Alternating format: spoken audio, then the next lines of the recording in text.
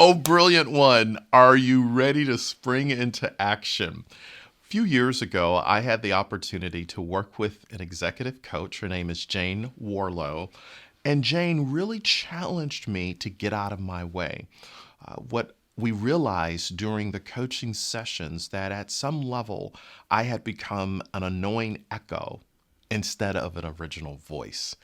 And because of that, I was blocked. There was no flow to what I really needed to do. So she invited me to become self aware, number one.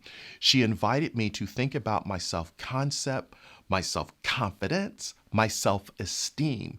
And when I began to put it all together, there was a shift in my energy and how I was showing up in the world. I was able to move into flow.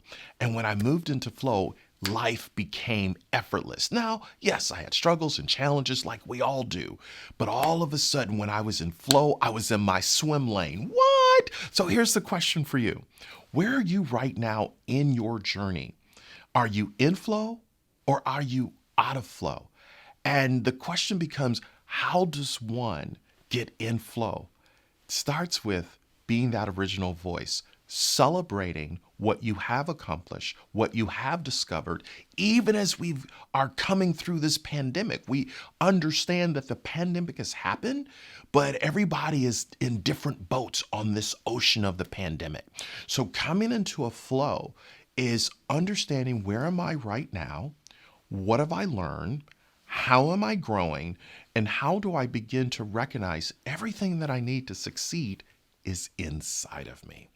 And when I begin to celebrate what's right instead of what's wrong, I move into flow. So if you're going to spring into action, here's the challenge. I want to know what's one thing that you are going to do, oh brilliant one, to spring into action and move into flow. Please post a comment.